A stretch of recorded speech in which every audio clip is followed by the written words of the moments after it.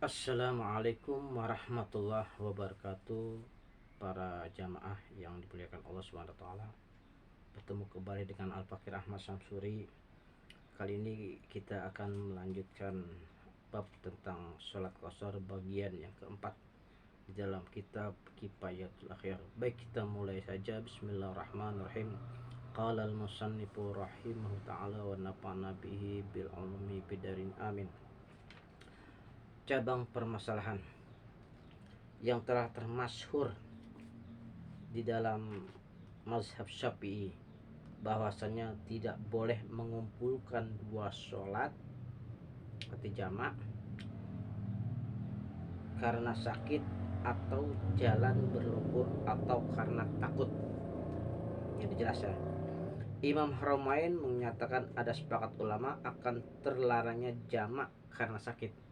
Nah, ini jelas ya. Mazhab Syafi'i mengatakan tidak boleh melakukan jamak untuk mengumpulkan dua sholat karena sakit atau jalan berlumpur atau karena takut.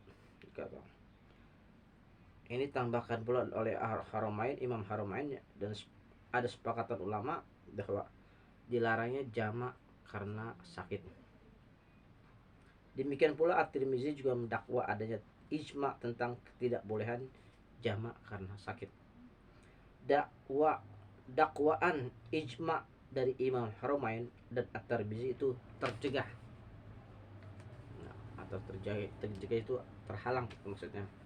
Sebab sekelompok ulama dari kalangan mazhab kita dan yang lain memperlakukan jamak karena sakit. Ini ada sekelompok ulama nih dari kalangan mazhab kita itu melakukan jamak karena sakit. Misalnya Al-Qadi Husain, Al-Mutawalli, Ar-Ruyani, Al-Khattabi, Imam Ahmad, dan orang-orang yang mengikuti Imam Ahmad dalam perkara jamak karena sakit. Mengumpulkan dua sholat karena sakit ini dilakukan oleh Ibnu Abbas radhiyallahu anhu.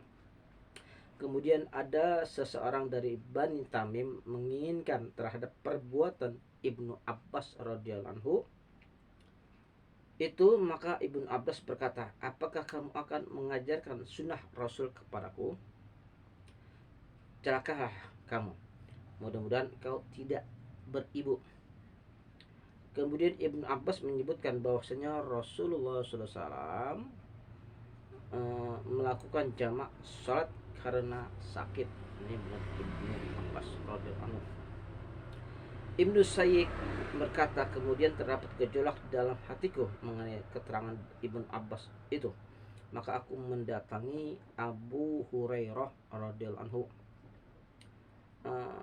Kemudian aku bertanya kepadanya tentang jamak karena sakit itu. Maka Abu Hurairah membenarkan perkataan Ibnu Abbas. Nih, ya, Abu Hurairah membenarkan perkataan Ibnu Abbas bahwa sholat itu bisa dijamak karena sakit maksudnya. Kisah Ibnu Abbas dan pertanyaan Ibnu Sa'id ini tercatat dalam kitab Sahih Muslim. Imam Nawawi berkata, pendapat kewenangan jamak karena sakit itu telah jelas ini dan dapat dipilih sebab telah sabit itu telah ditetapkan di dalam hadis Sahih Muslim bahwasanya Nabi Muhammad SAW jama'a bil madinati min ghairi khaufi wala matarin.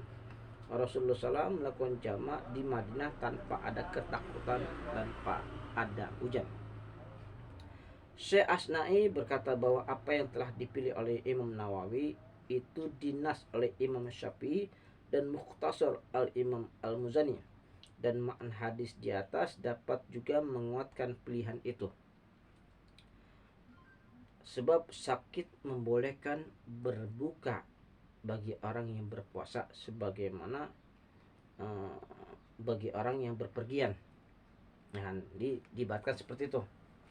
Oleh karena itu, membolehkan dilakukan jamak itu adalah lebih utama. Bahkan sekelompok para ulama ada yang memperbolehkan jamak pada waktu di rumah. Nah, tidak berpergian. karena adanya hajat bagi seorang yang tidak menjadikannya sebagai adat kebiasaan. Ya, jelas. Diperbolehkan jamak karena hajat itu dikatakan oleh Abu Ishaq Al-Mirwazi juga dengan menukil kata al-qafal, dan diberitakan oleh Al-Khattabi dari sekelompok ulama ahli hadis, dan dipilih dari ulama mazhab kita. Diperbolehkan jamak karena hajat itu juga dikatakan oleh Ashab, yaitu seorang ulama di antara ulama mazhab Imam Maliki, dan diperbolehkannya jamak karena sakit itu juga dikatakan oleh Ibnu Sirin. Yang menjadi saksi diperbolehkan jamak karena sakit itu adalah perkataan Ibnu Abbas radhiyallahu anhu bahwasanya Nabi Muhammad SAW menghendaki tidak membuat kesempitan bagi umatnya. Ya kan, jelas. Ini Nabi Muhammad menghendaki itu karena jangan sampai membuat sempit bagi umatnya. Hal itu disebabkan oleh Ibnu Abbas ketika beliau menyebutkan bahwasanya Rasulullah SAW bersabda, jama'a bil madinati baina zuhri wal asri wal maghribi wal isya'i min ghairi khawfi wala matar. Rasulullah menjalankan jamak di Madinah antara salat zuhur dan asar, dan jamak antara maghrib dan isya tanpa ada ketakutan dan tanpa ada hujan. Kemudian Sa'id bin Jubair bertanya, mengapa beliau menjalankan sangat seperti itu? Ibnu Abbas menjawab, agar Rasulullah SAW tidak membuat sempit umatnya. Jadi Ibnu Abbas tidak mentaklil jamak yang dilakukan oleh Rasulullah itu dengan sakit atau yang lainnya. Al-Khattabi dari antara ulama mazhab kita memilih diperbolehkannya jamak karena beceknya atau lecaknya jalan saja. Wallahu a'lam. Jadi menurut Ibnu Abbas itu di sholat bisa dilakukan dengan jamak karena sakit, ya, sesuai dengan hujahnya, ya kan tadi hadis Nabi kita Muhammad SAW, jama bil madinati min ghairi khawfi wala matar, ya kan. Rasulullah melakukan jama di Madinah itu karena tanpa ada ketakutan atau tanpa ada hujan, ya, menurut Ibnu Abbas. Wallahu a'lam bishawab. Mudah-mudahan ada manfaatnya khusus buat al-fakir dan umumnya buat jamaah sekalian. Apabila ada kalimat-kalimat saya yang barangkali kurang berkenan, mohon para asatidz untuk meluruskannya. Insya Allah nanti kita akan lanjutkan. Nanti setelah ini akan saya lanjutkan bab tentang syarat wajibnya sholat Jumat dalam kitab Kifayatul Akhyar. Demikianlah akhirul kalam, wabillahi taufik wal hidayah. Assalamualaikum warahmatullahi wabarakatuh.